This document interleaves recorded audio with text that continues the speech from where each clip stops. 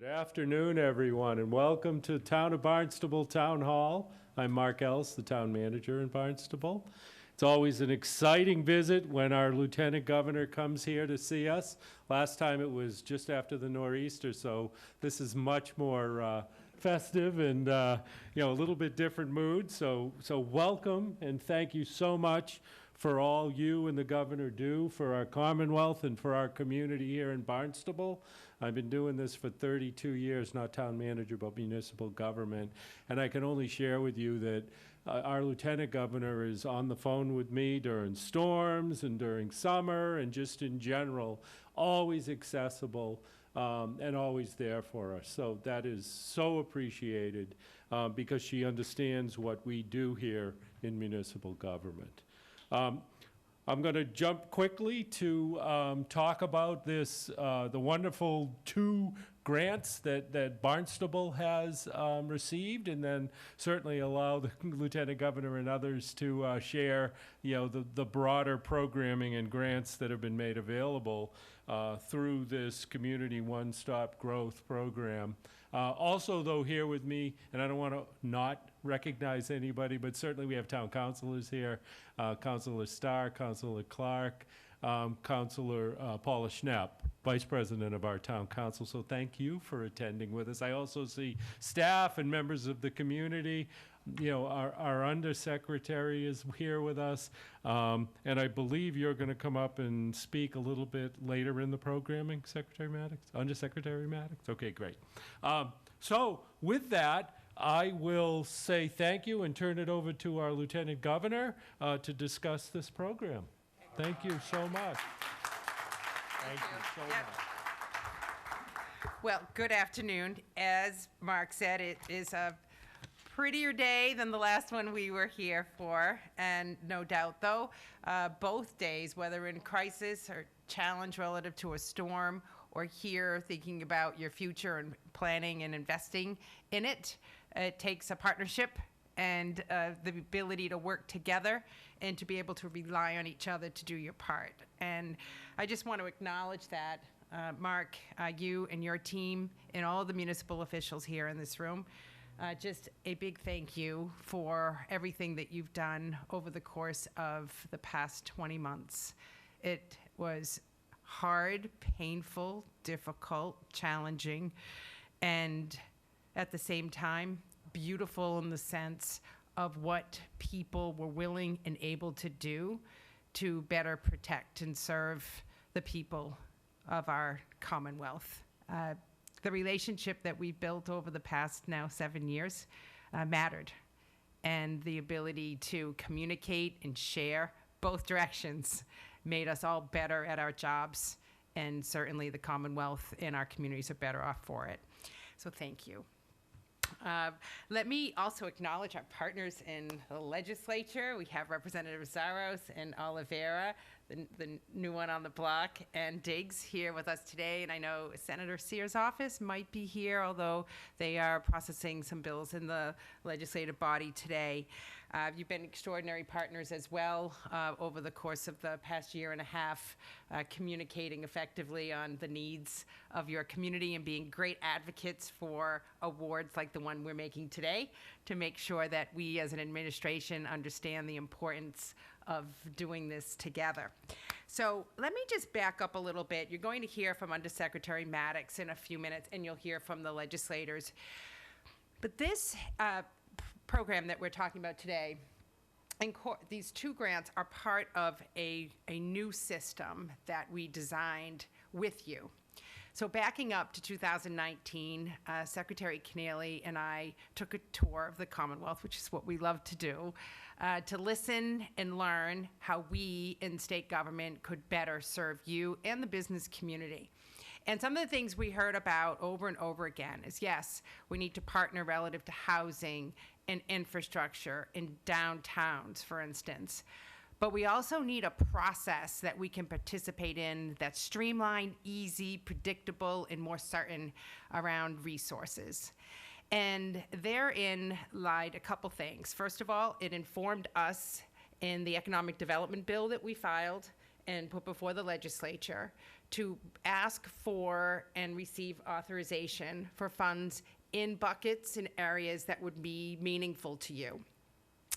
And we also understood that while we have a lot of programs and resources, if we just roll out these programs one at a time at different times of the year, it's extraordinarily difficult for municipal planners and those who are writing the applications to have to sit down, follow up with all the details, do the application, submit, and then wait, and maybe I'll get it, maybe I won't, and if I don't, I gotta apply again, and there's another one coming, so it was a constant cycle of application, submit, wait, application, submit.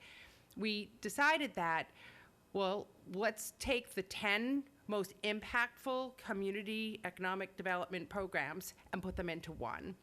And let's preface it with an expression of interest, which puts some responsibility on the municipality to do the sort of engagement among your team to say, what are the 5 most important projects that we know we want to get to?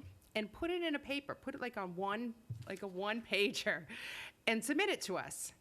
And by submitting it to us as your expression of interest, it forced us as a state to say, okay, let's evaluate these as your partner, as your consultant, and give you some feedback. Like, this one's ready, so let's work on that. This one needs a little bit more work, so why don't you invest in a planning grant to help you further develop your ideas, as an example.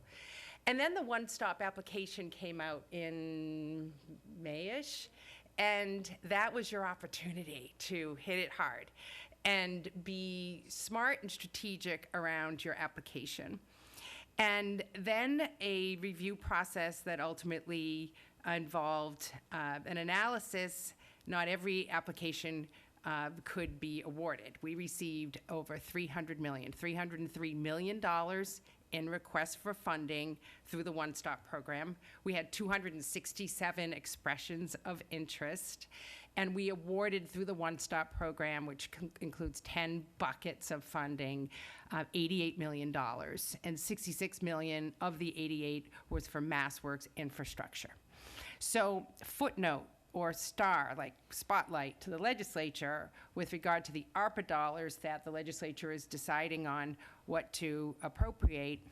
Think $88 million, $303 million.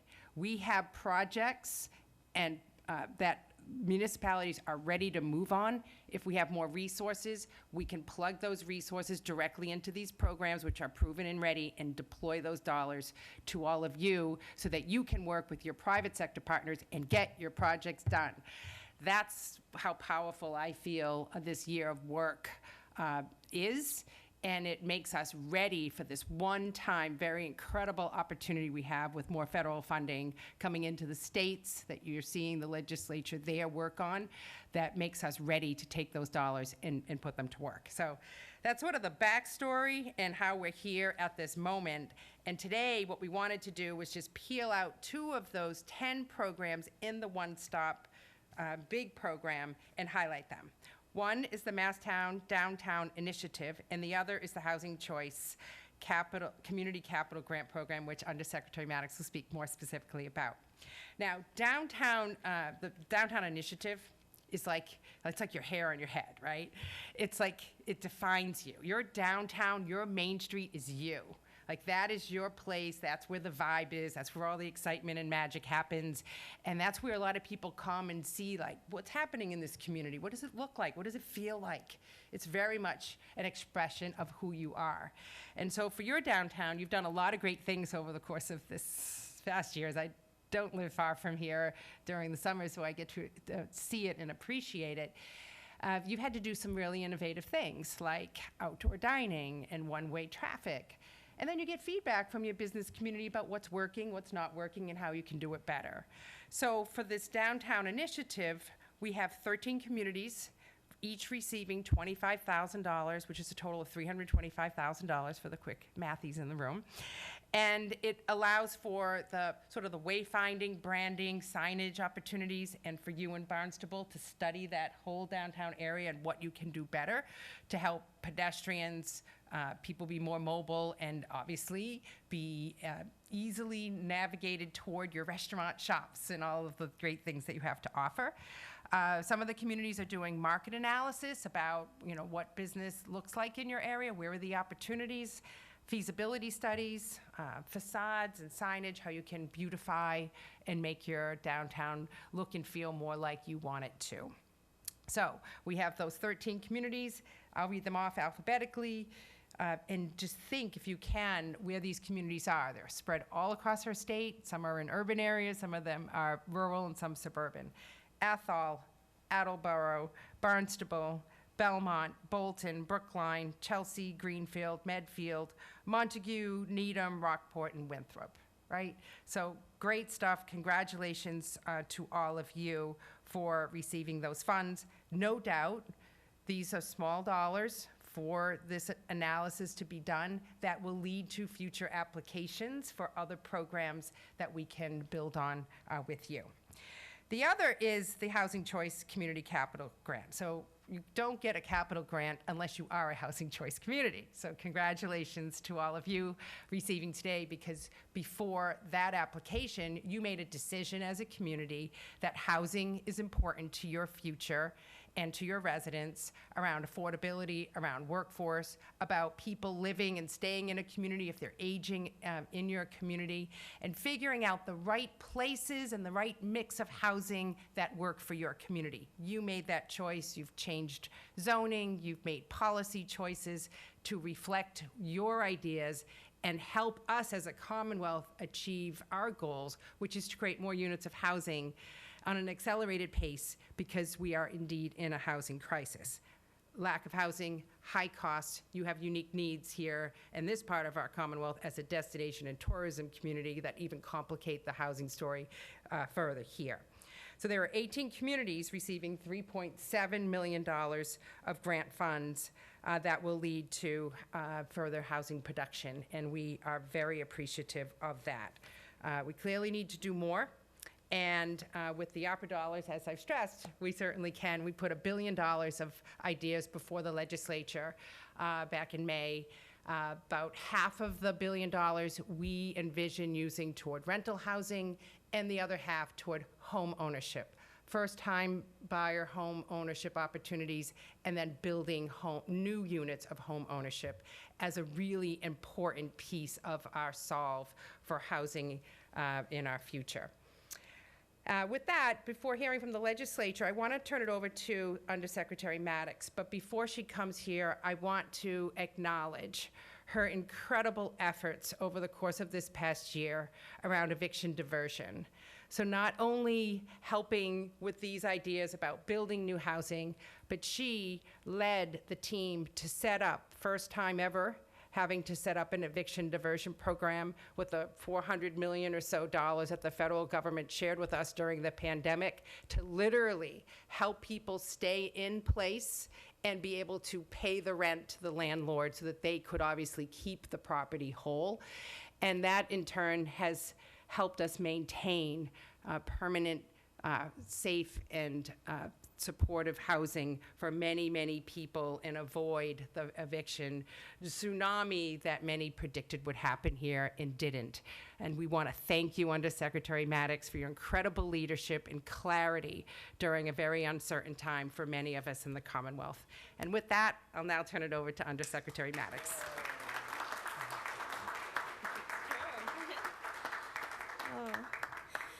Thank you, Lieutenant Governor. It's so great to be back on the road with you to celebrate community development across the Commonwealth. And congratulations to all of today's awardees. Thank you to Barnstable for hosting us today. These two programs are one of the many ways that DHCD works directly with municipalities to support long-term visions for vibrant communities. Our Housing Choice Initiative is an important part of that work. It includes the new zoning reforms that Governor Baker signed into law earlier this year, but also our Housing Choice Designation communities, which allows for new capital funding that we launched actually back in 2018. Right now, we have more than 70 Housing Choice communities across the state. And And as the Lieutenant Governor mentioned, it is so important that we have a statewide commitment to increasing housing production of all types. We need more homeownership opportunities for young families, for first-time homebuyers. We need more mixed income and mixed-use development near transit. And we also need to recognize and support communities to plan and support for growth. Through the One Stop for Growth platform, we were able to better align our awards behind the scenes and move forward with critical projects like a new pump station here in Barnstable. We're funding some unique, locally driven projects like a new Century Trail along Belchertown's Lake Wallace to welcome folks with all abilities. All the projects we're funding here with the Housing Choice Program are in communities that have shown a true commitment to increasing and diversifying their local housing stock. And I'm excited to get to announce the cities and towns receiving awards today.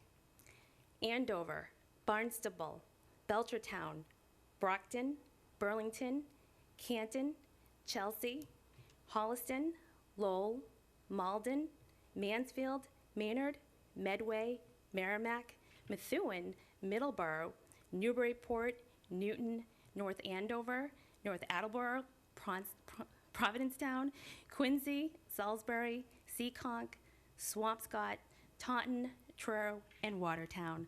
Congratulations for your awards today, and we get to celebrate more housing and more community wins. Thank you to everyone who was able to join us today, and I want to give a big thank you to the DHD staff who worked so hard to continue to improve and expand access to these amazing resources. Thank you.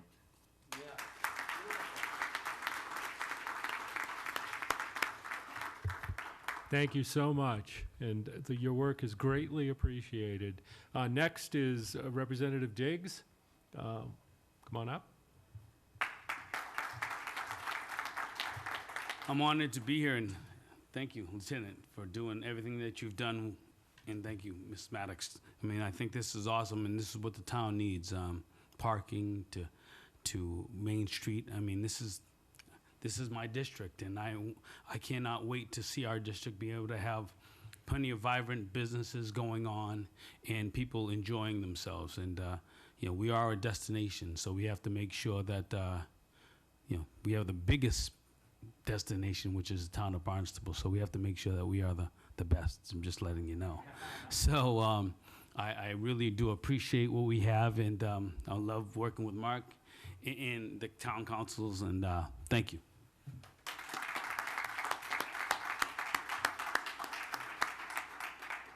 Thank you, Rep. Diggs. Next is Rep. Exaros.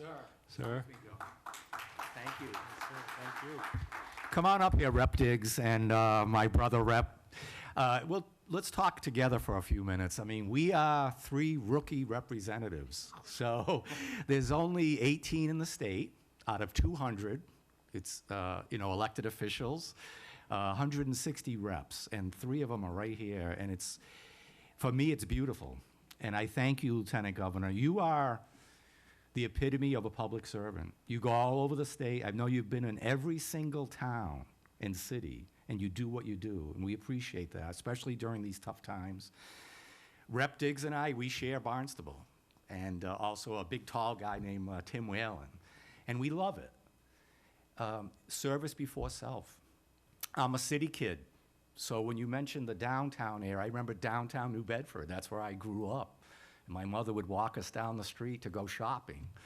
And the cobblestone streets, as you mentioned, Undersecretary, we lived that, and it was vibrant. And it's also obviously a waterfront community like here, so I feel the same vibe, and proud to be one of your state representatives. And we'll keep doing more work together with the town council, with the governor and lieutenant governor, and make it happen.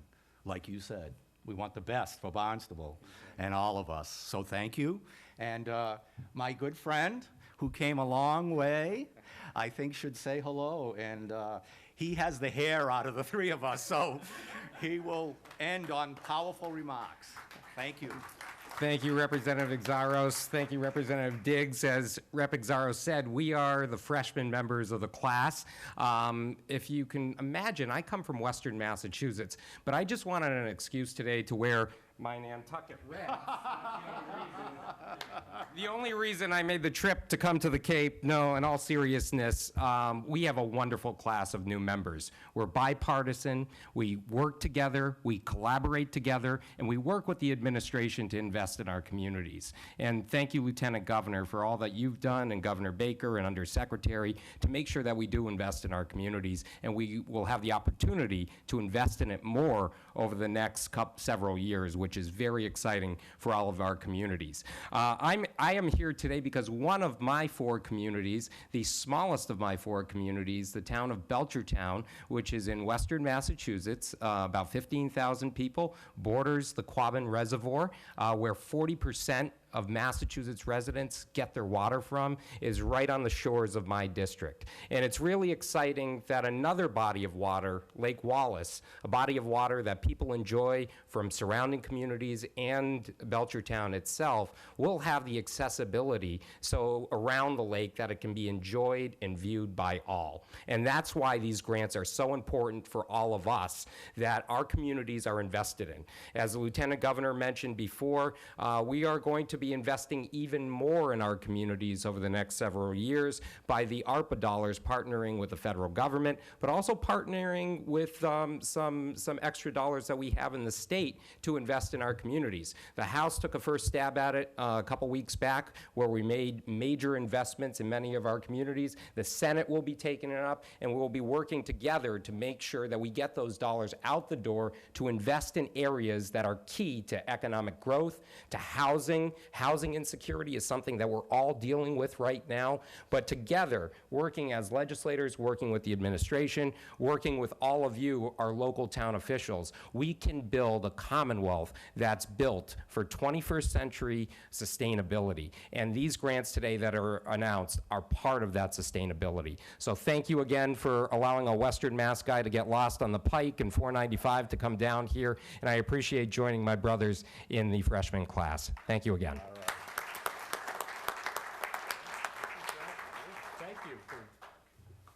Thanks for being here. Well, that concludes our speakers today. I get to make a few closing remarks, and I just want to say that, first of all, thank you all for being here. I look across the room at our staff, certainly Elizabeth Jenkins, Griffin Bowden, our town engineer, Kate Maldonado, and others who are here, all participate. They're really the ones, boots on the ground, that make this move forward in the town of Barnstable. And so I do have to take the time to say thank you to them.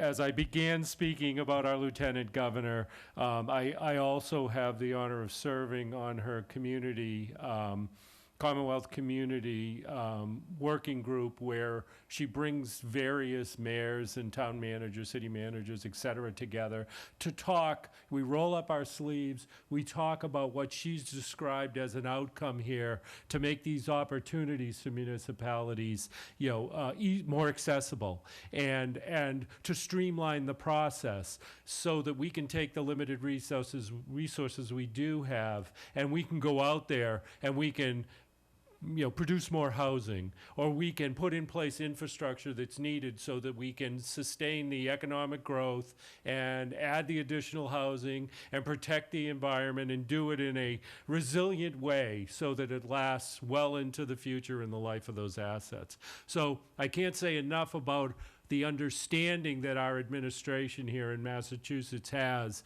about how we do business. The ARPA funds are an immediate eye in the future that we speak supportively with. I've spoken with both of our reps here today, and more than happy to chat with you if you have time afterwards about how critical it is and how decisive we need to be in understanding how this should be applied, and that we should act quickly to take advantage of this opportunity. This will make a significant difference long term for all of us in the Commonwealth. And again, it's a federal, through the state, to our municipalities. So let's keep a close eye on that one. Keep that money flowing through. We'll be here to support you. We're always here for you. And I thank you all for coming today. We greatly appreciate the 2 grants that we've received, and greatly appreciate the fact that you called Barnstable to host this. So thanks. Anytime. We're always here. Thank you.